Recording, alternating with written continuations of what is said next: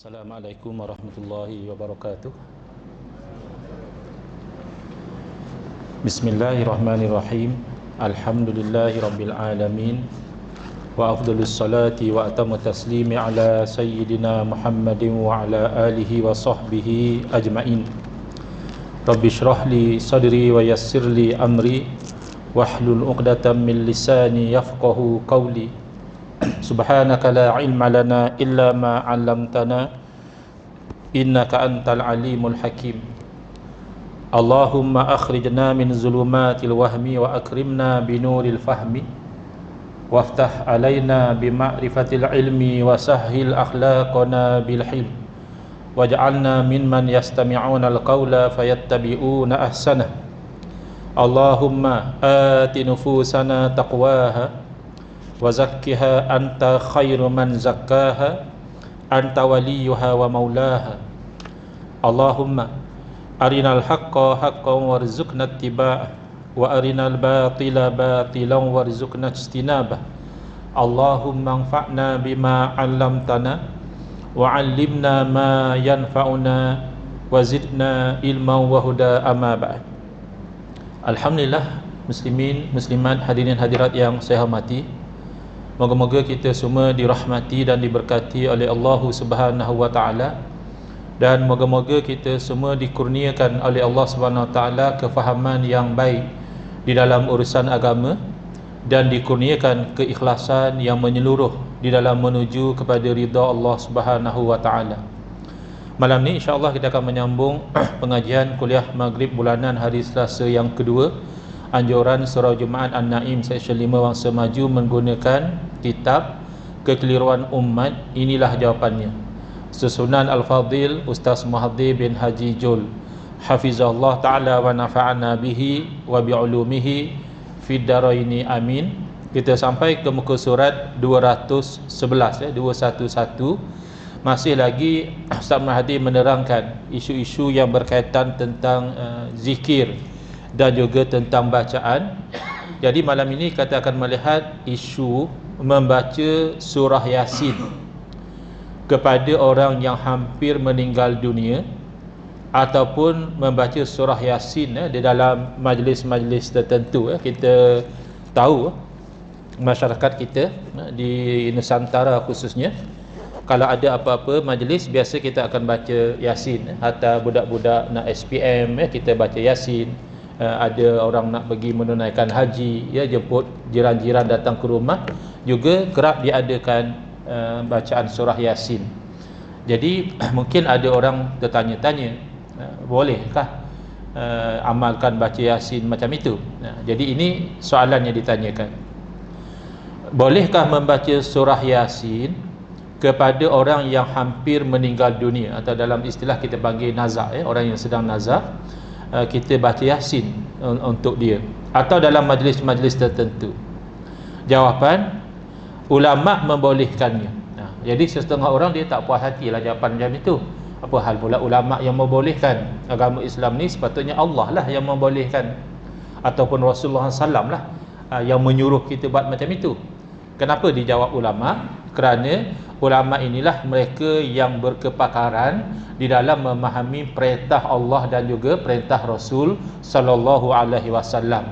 Jadi bila kita sebut ulama membolehkan, kita faham bahawa mereka menggali daripada Quran dan hadis, lalu mereka sampai kepada kesimpulan bahawa perbuatan itu adalah satu yang masyru', sesuatu yang dibenarkan atau dituntut bahkan dalam syarak. Mana dalil? Pertama, hadis riwayat An-Nasa'i daripada Ma'qal bin Yasar Al-Muzani radhiyallahu ta'ala anhu mengatakan bahawa Rasulullah sallallahu alaihi wasallam baginda pernah bersabda, Iqra'u Yasin inda mautakum. Hendaklah kamu itu membaca Yasin di sisi orang-orang mati di kalangan kamu. Jadi Nabi SAW menggunakan istilah mautakum. Zahir makna mauta orang mati. Orang nak mati belum mati, masih termasuk orang hidup. Tetapi dari segi istilah bahasa, walaupun zahir mauta ini bererti orang mati, tetapi digunakan juga untuk bermaksud orang yang hampir mati. Dua-dua boleh. Jadi baca Yasin untuk orang yang telah meninggal dunia itu adalah zahir daripada hadis, ya. Mantuqul hadis, yang dituturkan oleh hadis, baca Yasin untuk orang yang dah mati. Tetapi mafhumul hadis, yang difahami daripada hadis, merangkumi juga orang yang hampir mati, ya. Sebagaimana Nabi SAW menyuruh kita talqin, ya, orang yang meninggal dunia itu dengan kalimah la ilaha illallah. Talqin di sini maksudnya kita sebut la ilaha illallah supaya dia itu ikut. Bukan talqin yang dikubur itu ada isu lain lagi. Yang jadi orang kadang orang kata mana ada talqin di kubur ni, ini bid'ah, itu lain. Jadi yang ilaqinu mautakum yang dalam hadis itu talqin kalimah tauhid. Orang tu nak habis mati, kita pergi pada dia, ya, bagi tahu pada dia, suruh sebut la ilaha illallah. Jadi itu membantu dia untuk akhir kalimah dia meninggalkan dunia ini adalah kalimah la ilaha illallah. Dalam hadis lain, dakhalal jannah. Orang yang akhir kalam dia la ilaha illallah, nescaya dia akan masuk ke dalam syurga. Moga-moga Allah jadikan kita di kalangan orang yang akhir kalam kita itu adalah la ilaha illallah. Jadi bacalah Yasin di sisi saudaramu yang sedang dalam sakaratul maut, ya, yang sedang menghampiri kematian. Kita disuruh oleh Nabi SAW membaca Yasin. Keterangan hadis ini juga berlaku, maknanya terpakai, ya, implemented juga bagi orang yang masih hidup untuk membacakan Yasin kepada orang yang sudah meninggal dunia. Bahkan itu adalah mantuqul hadis. Itu yang expressly mention dalam hadis, baca Yasin untuk orang yang dah mati. Tapi mafhumul hadis lebih luas daripada itu. Selain daripada kita baca Yasin untuk orang yang telah meninggal dunia, kita juga dituntut membaca Yasin untuk orang yang hampir meninggal dunia. Ia sama seperti sabda Rasulullah sallallahu alaihi wasallam, laqinu mautakum la ilaha illallah. Talqinkanlah orang yang hendak mati dengan kalimah la ilaha illallah. Dan termasuk dalam hadis ini adalah bacaan Yasin di atas kubur. Ini tulisan yang tertulis di atas di dalam kitab ini, tapi kena faham dengan kefahaman yang betul, ya. Bukan duduk atas kubur baca Yasin, ya. Maksud atas kubur itu di kuburan, di tepi kubur lah. Jangan pula orang tu baca sendiri. Ustaz Muhadi kata baca Yasin atas kubur, jadi dia pergi ke kubur, duduk atas kubur baca Yasin. Itu dilarang, ya. Bahkan melangkah-langkah kubur juga dilarang, ya. Jadi jangan duduk atas kubur baca Yasin. Duduk di hampir dengan kubur baca Yasin. Bahkan di sisi Al-Imam Syafi'i rahimahullah ta'ala, membaca Yasin di sisi orang mati ini memberi manfaat, ya. Imam Syafi'i yang dikatakan tak sampai pahala kalau baca Quran untuk orang mati, kan selalu kita dengar macam itu, ya. Itu sudah ada isu lain yang telah diterangkan, ya, dalam kuliah-kuliah yang lalu. Tetapi kalau baca Yasin di sisi kubur, baca Quran di sisi kuburan, Imam Syafi'i menggalakkannya dan menganjurkan kalau boleh dikhatamkan. Bukan hanya baca Yasin, bukan hanya baca Qul Huwallah 11 kali, baca daripada mula Fatihah, Al-Baqarah, Ali Imran dan seterusnya sampai kepada Qul a'udzu birabbin nas. Maka itu lebih baik lagi. Kerana apa? Kerana dalam riwayat hadis, Nabi SAW lalu di sisi dua kuburan, lalu Nabi SAW memberitahu kepada sahabat, dua orang dalam kubur ni sedang diazab. Kita sangkakan azab itu benda-benda besar, bunuh orang kah, merompak kah? Tidak, benda yang nampak kecil saja. Pertama, orang itu namimah, dia suka mengadu domba. Dia bawa percakapan-percakapan yang menyebabkan permusuhan dan perbalahan, maka dia diseksa. Dan seorang lagi itu tidak beristinja dengan elok, ya. Dia bila buang air itu masih lagi ada kesan najis, kesannya adalah sembahyang jadi tidak sah.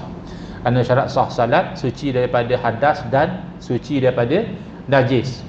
Jadi Nabi SAW mengambil pelepah tamar, lalu baginda SAW belah dua dan baginda pacakkan. Ini yang ada debat, antara Ustaz Hafiz Za'farani, dikenali juga sebagai Ustaz Hazar, dengan Ustaz Korni Idrus, ya, staf jabatan di Perlis, ya, isu letak pelepah tamar ni. Jadi Ustaz Korni Idrus kata ini khusus untuk Nabi SAW saja. Nabi seorang saja buat macam tu, memberi manfaat kepada orang dalam kubur. Kita tak ada anjuran seperti itu. Jadi Di sisi ulama-ulama ahli sunnah wal jamaah secara umum, apa yang berlaku kepada Nabi SAW umumnya itu syariat untuk umat, kecuali ada bukti bahawa itu khusus untuk Nabi SAW, ya, yang masyhur misalnya berkahwin dalam satu masa lebih dari 4 wanita, itu khusus untuk Nabi SAW. Kita tak boleh kata, oh saya nak ikut sunnah, apa yang Nabi buat saya buat. Ikut Nabi kahwin lebih pada 4 pun saya nak kahwin. Ini contoh, ya. Nak kahwin 2 pun tak berani lagi. Ini contoh saja, tak jadi. Sebab ini khususiyah, ini special privilege untuk Nabi sallallahu alaihi wasallam seorang sahaja. Tetapi yang lain daripada itu, kalau tidak ada bukti, maka the presumption adalah apa yang disyariatkan untuk Nabi sallallahu alaihi wasallam itu adalah syariat untuk umat baginda juga. Bahkan ulama mengkaji lebih jauh dari itu. Ulama melihat kepada kenapa, reason dia, kenapa dengan pelepah tamar itu Nabi SAW bersabda yang bermaksud moga-moga diringankan azab kedua-dua orang ini selagi mana pelepah tamar itu belum kering. Apa kaitan? Pelepah tamar ya pelepah tamar lah, masa dia lembab ke masa dia kering, ya. Kalau kita kata khususiyah Nabi SAW, maka meringankan azab, tak ada kena-mengena dengan pelepah tamar itu kering, kerana itu khususiyah Nabi. Maka ulama yang mengkaji mengatakan kerana setiap benda yang hidup, pelepah tamar yang masih basah tu masih hidup lagi. Jadi dia ada tasbih dia. Dalam Al-Quran sebut, ya, setiap sesuatu tu ada tasbih. Tinggal lagi kita tak faham lah, tasbih kambing macam mana, tasbih kucing macam mana, tasbih pelepah tamar macam mana, kita tak faham. Maka di situlah ulama mengkaji, kalau kaitannya dengan kering, berarti diringankan azab itu dengan berkat tasbih daripada pelepah tamar tadi. Sebab itu ada hukum, ya, dilarang kita cabut rumput-rumput di kuburan itu kerana ada tasbih dia, rumput yang masih hidup tadi. Jadi di situ istinbat, ini namanya istinbat. Jadi tidak semua benda literal diambil daripada Quran hadis, ada yang extracted, ya, dia tarik keluar.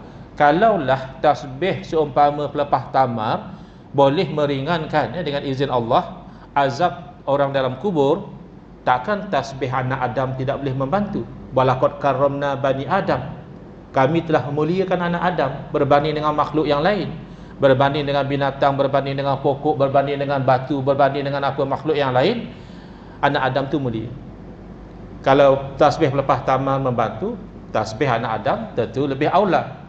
Kalau tasbih pun membantu, takkan dibaca ayat-ayat Allah, firman-firman Allah itu tidak membantu pada orang mati. Maka itulah Al-Imam Syafi'i rahimahullah ta'ala mencadangkan agar dibacakan Al-Quran di sisi kuburan, bahkan kalau dikhatamkan itu adalah terlebih aula, terlebih baik lagi. Dalam hadis Ma'qal bin Yasar radhiyallahu ta'ala anhu juga disebutkan bahawa Rasulullah SAW bersabda, Yasin qalbul Quran, la yaqra'uha rajulun yuridullaha wad daral akhirata illa ghufira lahu waqra'uha ala mautakum. Dalam riwayat ini sabda Nabi SAW bermaksud, Yasin itu umpama hati Al-Quran. Kan dalam jasad manusia ni yang penting tu hati, sehingga kan kalau elok hati, eloklah seluruh jasad. Kalau rosak hati, ya rosaklah seluruh jasad. Jadi banyak masalah yang berlaku dalam dunia hari ini sebenarnya adalah masalah hati. Kadang-kadang baru saja lepas Ramadan dah masing-masing sudah kembali kepada akhlak dan tabiat yang lama, ya, yang mengata itu, mengata ini, memperli sana, memperli sini, memperlekehkan orang sana, memperlekehkan orang sini, memfitnah sana, memfitnah sini. Siasat puncanya apa? Hati. Mana puasa sebulan itu belum mendidik lagi dia itu supaya hati dia itu diperbaiki. La'allakum tattaqun itu tidak tercapai. Kam min sha'imin laisa lahu min siyamihi ilal ju' wal atash. Betapa ramai, kata Nabi SAW, di kalangan orang yang berpuasa, tak dapat daripada puasa dia kecuali lapar dan dahaga saja. Tak dapat pahala, tak dapat pembentukan akhlak, tak dapat taqwa Allah, tak dapat. Kenapa? Kerana puasa adat. Kerana dah biasa puasa, puasalah. Tak makan, tak minum, tapi mengumpat macam biasa, buat maksiat macam biasa, memfitnah macam biasa. Baik. Jadi Yasin ini istimewa, diumpamakan seperti hati Al-Quran. Tidaklah seorang itu membaca, disebut sini rajulun, termasuk juga imra'atun, ya. Walau kalau dalam bahasa undang-undang pun ada macam itu rupanya. Kalau kita baca dokumen-dokumen undang-undang, biasa disebutkan the male gender shall include the female, unless otherwise stated. Any reference to the male gender shall include the female as well. Kan biasa kita jumpa dalam dokumen-dokumen yang disediakan oleh peguam. Ya, kadang-kadang kita pun kata apa ayat peguam pelik-pelik, panjang-panjang berbelit-belit. Yalah, ada orang kata ayat cari makan. Kalau semua orang boleh buat ayat macam lawyer, tak adalah istimewa lawyer. Tak juga. Kadang-kadang peguam ni dia nak cover kemungkinan-kemungkinan. Kotlah orang argue. Ini tak ada kena-mengena sebab ini sebut lelaki, yang dalam kes ni perempuan, jadi tak terpakai. Kotlah orang argue macam itu. Dari awal disebut yang mana merujuk pada lelaki sepatutnya merangkumi wanita juga, kecuali dia secara jelas mengeluarkan wanita tidak termasuk. Jadi sama di sini. La yaqraha rajulun, tidaklah membaca surah Yasin oleh seorang lelaki. Maka merangkumi juga kalau wanita baca surah Yasin, tapi syaratnya bila dia baca Yasin itu yuridullaha wad-darul akhirata, tujuan dia semata-mata kerana Allah dan kerana nak bahagia di negeri akhirat. Itu tujuan dia. Kadang-kadang ada cabaran juga di tempat kita ni, sebab bila sebut baca Yasin, ya, dihidangkan nasi biryani, nasi mandi, kambing golek. Kadang-kadang lari dah kita punya tujuan tu, tak datang. Kan dengar-dengar menu malam ni kambing golek, rasa-rasa macam tak nak datang, tapi rugi pula. Jadi baca Yasin itu tidak lagi yuridullaha wad-darul akhirah. Jadi syarat tu tak dapat. Tapi kalau dapat syarat dua tadi, nakkan ridha Allah, nakkan bahagia negeri akhirat, illa ghufira lahu, melainkan pasti diampunkan. Dengan sebab dia baca Yasin tadi, niatnya ikhlas, Allah ampunkan dosa dia. Waqra'uha ala mautakum, dan hendaklah kamu membaca surah Yasin ke atas orang-orang yang mati di kalangan kamu, yakni orang yang sedang sakratul maut. Pendapat ulama dalam kitab Awdahul Ma'ani, Ahadits Riyadhus Shalihin, disebutkan bahawa bacaan surah Yasin untuk orang yang sedang mendekati ajal akan menjadi bekal kepadanya, seperti keadaannya membawa susu dalam perjalanan. Ini ibarat sajalah, maknanya membantu dia. Kalau orang yang masih hidup nak musafir, kan kita bagi dia bekalan makanan apa semua, itu kan membantu dia, senang dia. Dia boleh berhenti makan dan sebagainya. Jadi maksud di sini adalah surah Yasin itu membantu perjalanan orang ini ke alam barzakh. Dan surah Yasin pada dasarnya boleh dibaca untuk seseorang setelah dia meninggal, sama ada kita baca tu di rumah, ya, dah mati dah, tapi jenazah masih tunggu lagi untuk diuruskan, ya, biasanya diselimutkan di ruang tamu atau di mana, kita datang ziarah, kita baca Yasin, boleh, ya. Bukan mesti dah mati ni, dah expired lah, tak.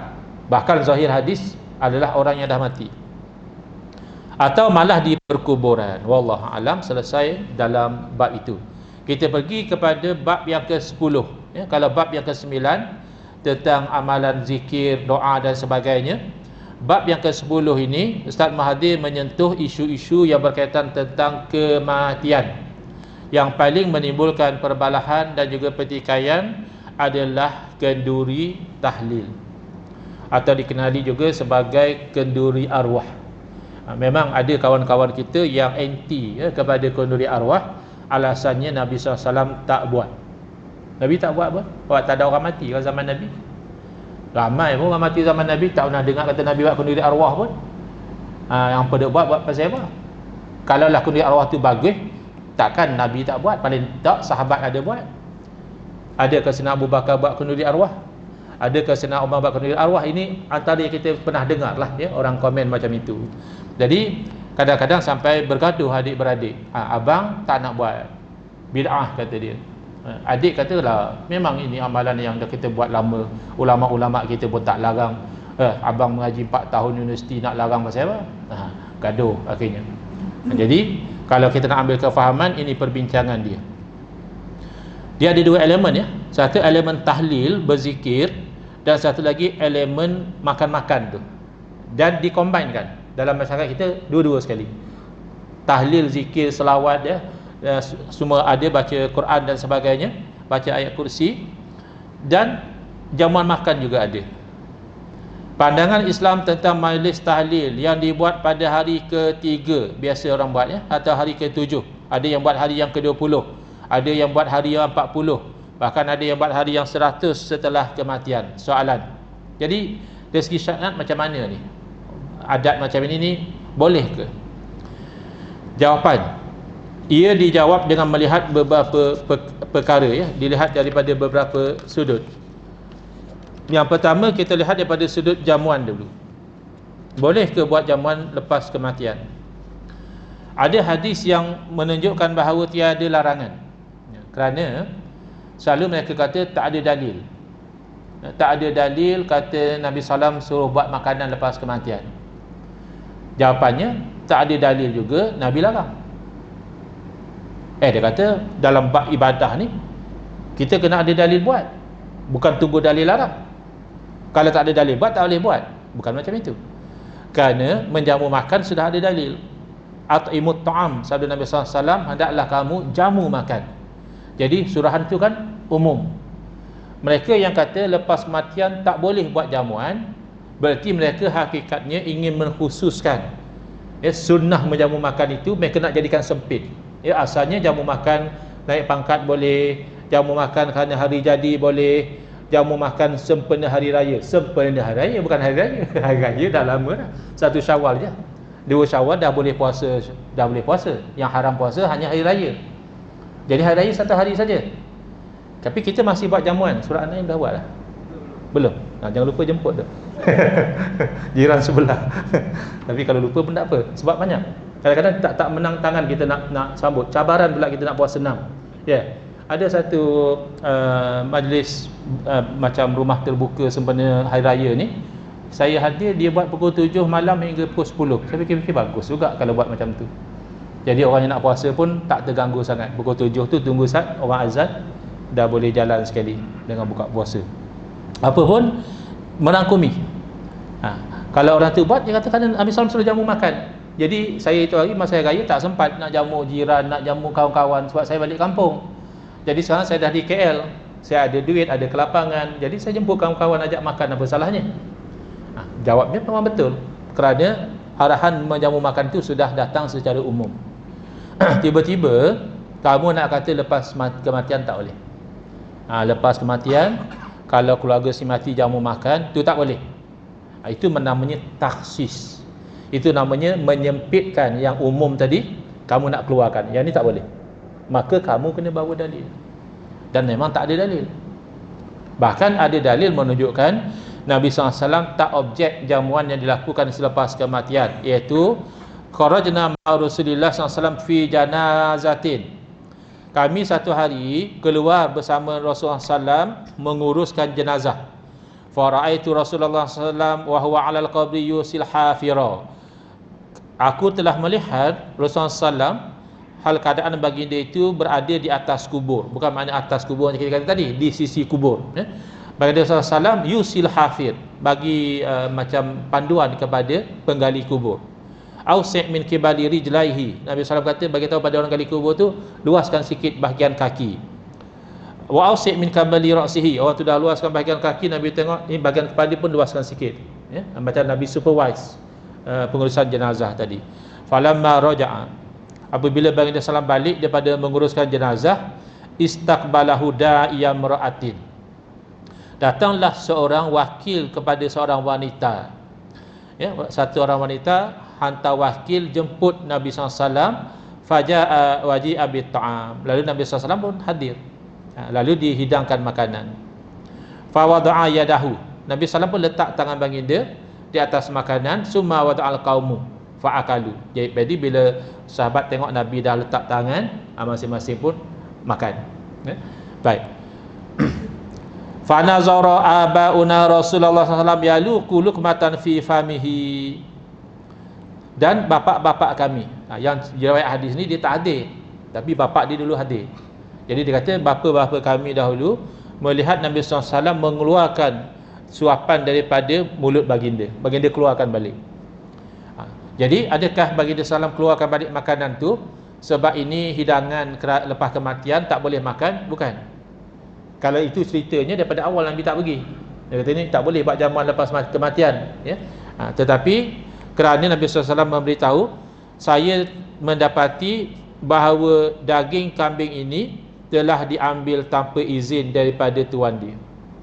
Dan Nabi SAW dapat wahyu, hidangan kambing itu bukan dibeli daripada izin tuan dia. Jadi tak sah lah. Kita tak jadi pemilik.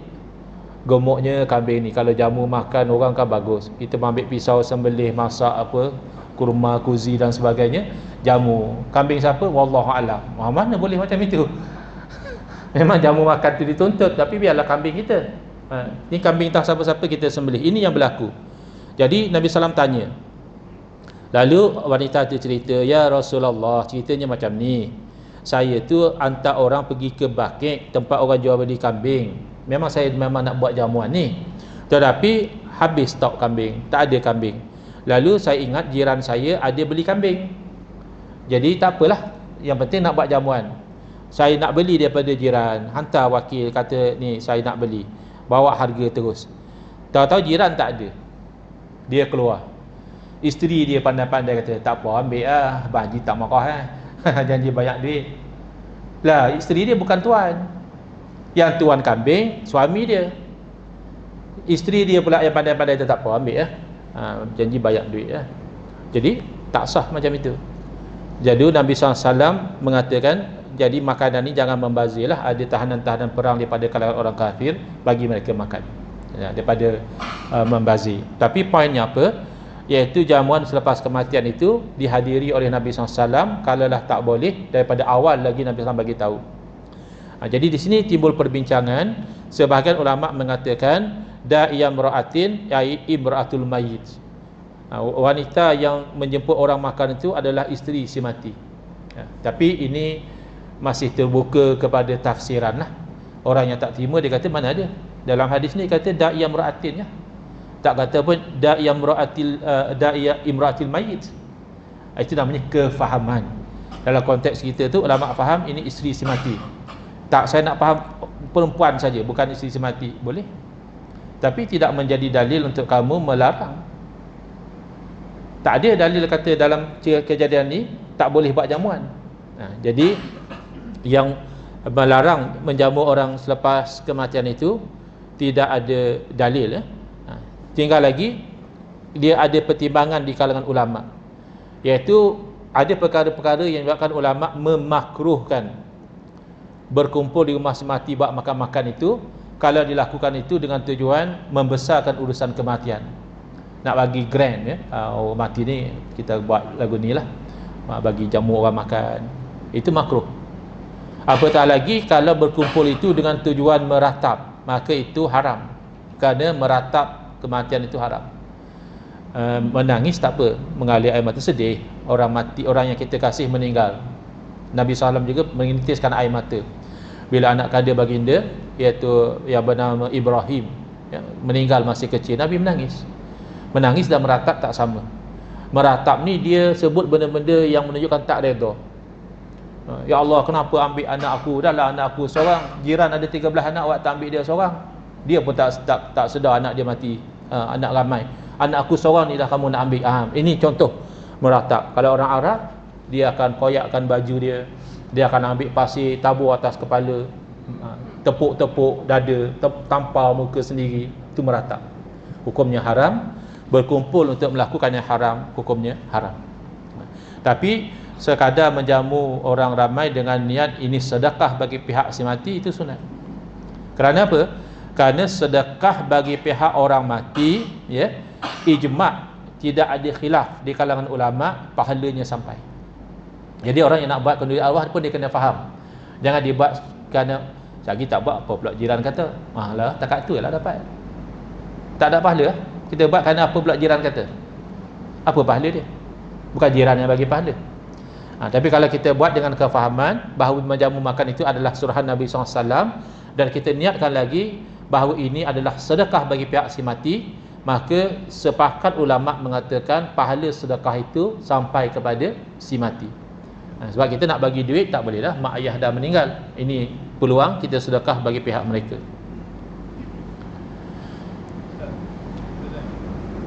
Jadi isu dalam bab roh bukan isu lah, dikatakan dia akan sebenarnya jadi satu adat tempat kita. Jadi bila orang tu dia orang susah, jadi bila ada kematian tu, dia tak buat tu, dia jadi sebuah salah. Dia kata tengok orang jiran-jiran rumah macam tu, kata malam ni atau bumi tu malam ni ada dah majlis, tak buat duit, tak ada. Jadi macam mana keadaan tu? Sebab kita ni bukannya wajib, jadi dia lebih kepada social social obligation, social expectation. Expectation, lebih kepada expectation. Dia bukannya, jadi ada yang sebab tu ada yang ustaz lah kata benda ni jangan dipaksa. Dia kata seeloknya hari kematian tu jiran-jiran sekalian berjemaah bersurau yang baik. Berkaitan dengan soalan yang ditanya, iaitu membuat kenduri arwah ni dah jadi adat, ya, dah jadi kebiasaan, ya. Jadi adat ini dalam Islam boleh diamalkan selagi mana tidak bercanggah dengan syariat. Baik. Jadi kalau orang tu macam kita sebutkan tadi, dia ada kelapangan, dia niat nak sedekah bagi pihak ibu dia misalnya, itu dari segi syariat itu sunat, dapat pahala. Tapi soalan daripada Tuan Syed tadi, dia ni orang susah, tak ada duit pun nak sedekah. Jadi sedekah ni kan untuk orang yang ada kemampuan. Jadi untuk dia tak payah buatlah, dia tak mampu. Jiran pula pergi tanya, bila nak buat? Pertanyaan sebegitu itu tidak syar'i lah. Kerana dia menyusahkan. Kita ni dilarang daripada menyusahkan saudara seagama. Jadi yang disebutkan tadi adalah contoh yang ditunjukkan oleh Nabi SAW ketika sepupu baginda, iaitu Ja'far bin Abi Talib radhiyallahu ta'ala anhu meninggal dunia, ya, mati syahid dalam peperangan Mu'tah. Jadi Nabi SAW berpesan kepada sahabat, ij'alu li ali Ja'farin ta'ama, buat makanan untuk keluarga Ja'far, kerana mereka ni telah disibukkan dengan urusan kematian. Kita boleh bayanglah, keluarga orang mati ni sedih lagi, nak urus lagi, nak fikir masak lagi, tak ada masa. Cuba jiran-jiran yang masakkan makanan bagi pada dia, itu meringankan beban dia, itu sunnah. Dan ini benar. Orang jiran tetangga buat makanan untuk keluarga si mati, itu sunnah, itu tidak dinafikan. Yang menjadi isu adalah melarang orang yang sukarela nak buat jamuan. Memaksa tak boleh. Orang tu susah, kita nak paksa dia buat jamuan. Bahkan kita pergi rumah dia minta makanan pun tak boleh, membebankan dia. Tetapi hukum ini dia ada illah, dia panggil legal basis dia. Kenapa hukum dia macam itu? Jadi hukum dia begitu, ada sunat kita buat makanan untuk keluarga si mati adalah kerana ia meringankan beban si mati. Saya tak ingat ya, sama ada Syekh Ibn Baz ataupun Syekh Ibn Utsaimin, ya, ulama Arab Saudi, dia melihat pada rasional. Jadi kata dia, kalaulah jiran tetangga itu terlampau ramai yang memberi makanan sehingga menyebabkan keluarga si mati itu kesukaran. Seorang mai bawa makan nasi mandi 10 bungkus, han ni mai pula bawa nasi minyak, han ni bawa nasi dagang. Allah, aku pun tak tahu nak letak kat mana, nak makan dah kenyang. Jadi kata Syekh Ibn Baz atau Syekh Ibn Utsaimin, yang demikian itu menghilangkan hukum sunat. Sebab tujuan daripada bawa makanan adalah membantu meringankan beban keluarga si mati. Kalau fakta menunjukkan bawa makanan membebankan dia pun tak tahu nak letak di mana dah, maka hilang sunat. Macam mana Ustaz pandai-pandai tukar hukum? Bukan. Dia ada kaedah al-hukmu yaduru ma'a illatihi wujudan wa adama. Setiap hukum itu dia berpusing ikut illah dia. Ada illah, ada hukum. Tidak ada illah, maka hilang hukum dia. Jadi kalau setakat dia cerita macam itu, betul, ya. Ustaz-ustaz dia kata kalau sampai membebankan, dia tak ada duit, kita pergi suruh dia buat, itu memang betul lah, tak boleh. Yang problem adalah dia assume seolah-olah semua orang macam itu. Itu problem. Ni kalau buat arwah ni menyusahkan dia. Lah, dia orang kaya, hanya call sepatah caterer, masa nak banyak ni sekian-sekian, dia pun main hidang. Bahkan zaman sekarang lagi, dia hantar makanan ke masjid, siapa nak makan, makan, siapa nak tahlil, tahlil, tak mau pun tak apa. Yang penting aku sedekah bagi pihak semati. Jadi kalau mengumumkan larangan itu yang tak tepat lah. Kalau spesifik kepada isu orang tu susah, tak ada duit, kita pergi paksa dia atau kita pressure dia, jadi setakat itu betul apa yang concern dia tadi. Kerana sebab itu beramal tu mesti dengan ilmu. Orang yang nak buat tahlil awal dia kena faham, tidak ada ulama yang mewajibkan. Paling-paling hukumnya sunat, boleh jadi harus, boleh jadi makruh, boleh jadi haram. Tapi kadang-kadang mereka highlight hak haram tu, tak terang pasal apa. Oi, dalam kitab mazhab Syafi'i pun kata haram. Yalah, haram pasal apa? Haram pasal menggunakan duit orang yang tak boleh bagi izin. Orang yatim atau orang safih, orang yang bodoh dalam mengurus harta, kita pakai duit dia haram. Bukan kenduri arwah tu haram. Kalau pakai pukul rata macam tu, beli motor haram. Bila masa pula beli motor haram? Pakai duit anak yatim. Lah habaklah pakai duit anak yatim. Pakai duit anak yatim tu yang haram. Kita guna buat kenduri arwah pun haram, kita guna buat beli motor pun haram. Pasal ambil duit anak yatim secara batil. Wallahu a'lam. Bismillahirrahmanirrahim. Alhamdulillahil alamin, wassalatu wassalamu ala asyrafil anbiya'i wal mursalin wa ala alihi wa sahbihi ajma'in. Allahumma shrah sudurana wa ahsin akhlaqana wa azim ujurana wa nawwir qulubana bi nuri hidayatika kama nata'dha bi nuri syamsika abadan abada bi rahmatika ya arhamar rahimin. Walhamdulillahirabbil alamin. Amin ya rabbal alamin. Insyaallah akan datang kita akan sambung di muka surat 215, masih lagi isu yang sama.